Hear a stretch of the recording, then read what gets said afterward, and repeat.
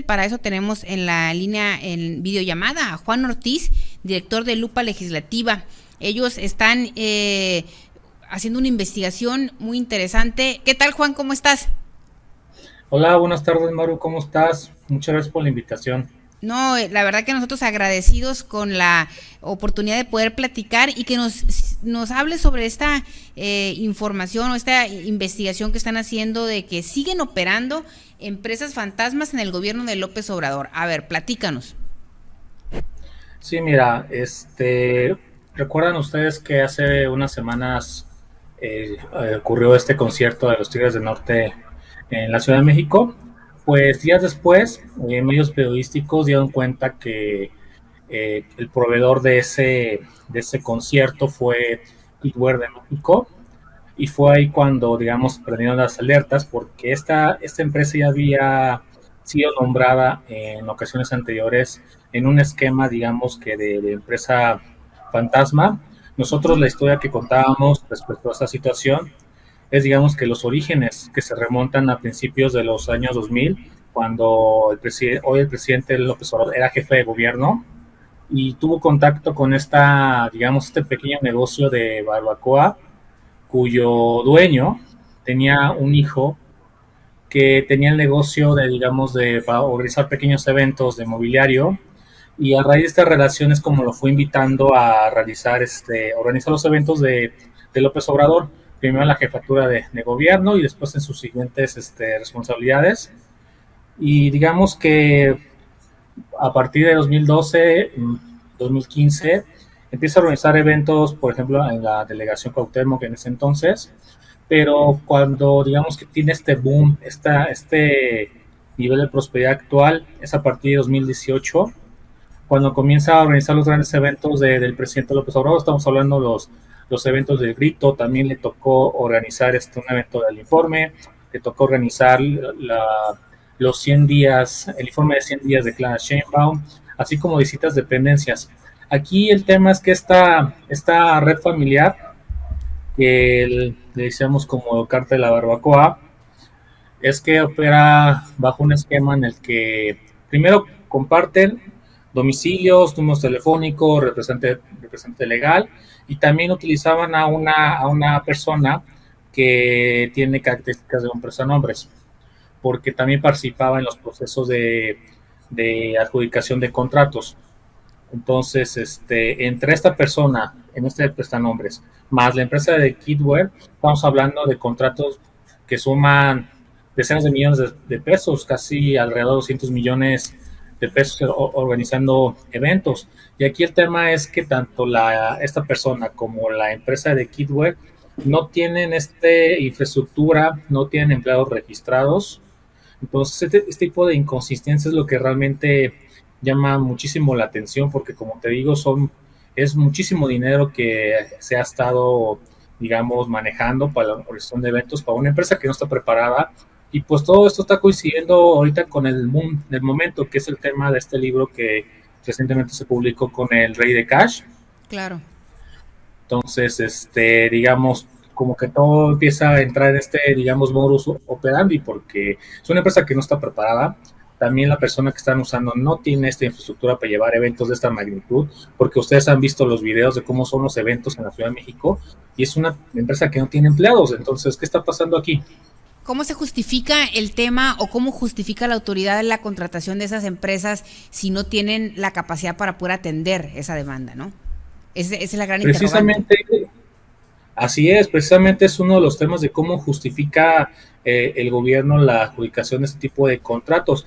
Y aquí es parte de una raíz que se repitió en sexenios pasados, pero este gobierno lo está llevando a su máximo nivel, que es el tema de la adjudicación directa de contratos, porque para compartirle a tu audiencia, la ley establece que debe ser por regla general lo que se llama la licitación pública, es decir, se lanza una convocatoria, se le dice a diferentes proveedores: oye, Uh-huh. tenemos este contrato, participen, ofrezcan el mejor Oferta. servicio, el mejor precio.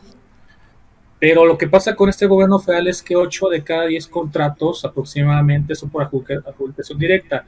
Entonces, lo que está sucediendo es que funcionarios detrás de un escritorio están eligiendo por sí mismos quién es la mejor empresa para llevar a cabo un servicio, lo cual representa numerosos riesgos.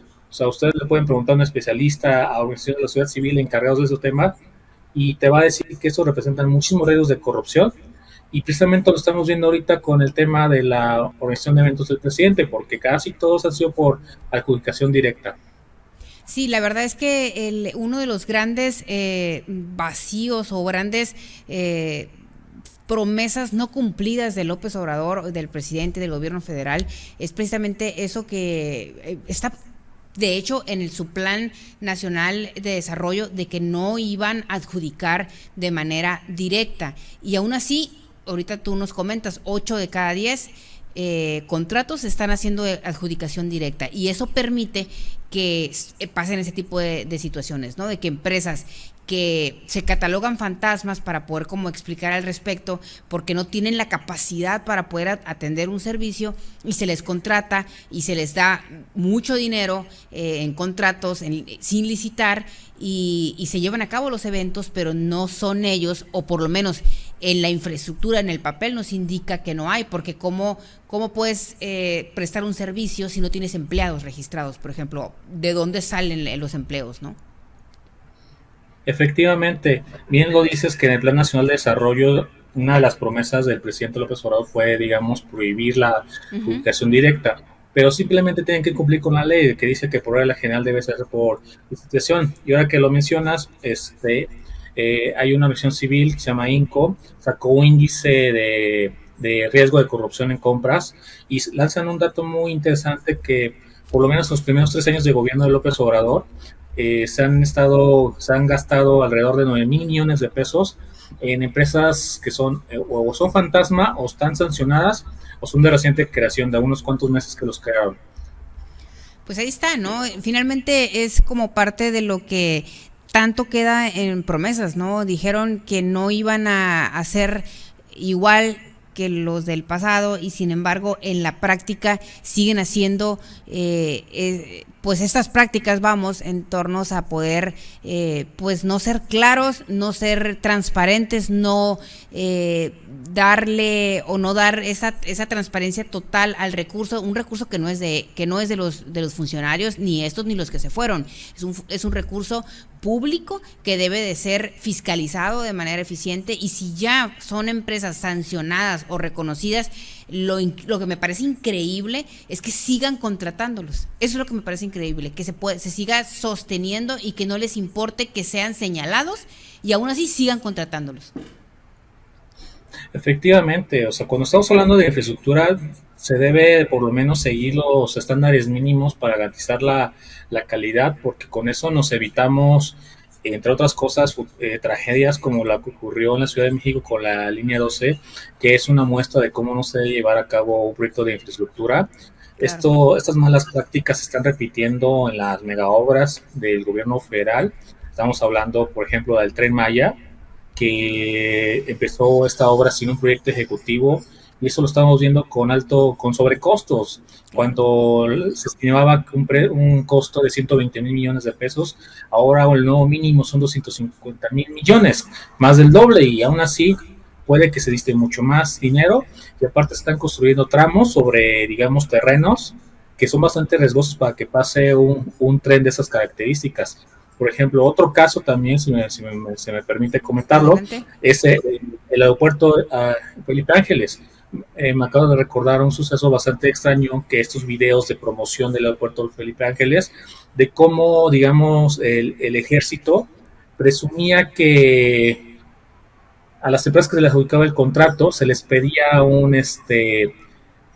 digamos, hacer un descuento, una forma disimulada de hacer moches. O sea, imagínate, le estás pidiendo a una empresa que te brinda un servicio, pero le estás pidiendo que te haga un descuento. Entonces, ¿con qué calidad te lo va a dar si le estás pidiendo, digamos, menos de lo que se acordó? Entonces, sí, claro. Todas malas prácticas lo estamos viendo de forma general en muchísimas obras del gobierno federal. No, lamentable, y bueno, de entrada hay que seguir señalando te agradezco, Juan Ortiz de Lupa Legislativa, que sigan haciendo ese trabajo y seguro te daremos más lata para que puedas explicarnos qué es lo que está pasando con los recursos y con los dineros que son de todos los mexicanos y que se está tomando de manera, pues, de forma arbitraria o no se está haciendo transparente, y cuando se detecta, pues tampoco hay responsables, ¿no? Entonces te agradezco de verdad que nos hayas tomado la comunicación. No, muchísimas gracias a ustedes. Un saludo para ti, Mauro, y tu audiencia. Con gusto, con mucho gusto. En Lupa Legislativa vemos temas del gobierno, del Congreso, y también estamos viendo cómo se gastan los impuestos de los mexicanos. Gracias, ahí te estaremos seguro dando lata. Hasta luego, buena tarde. Hasta luego, buena tarde.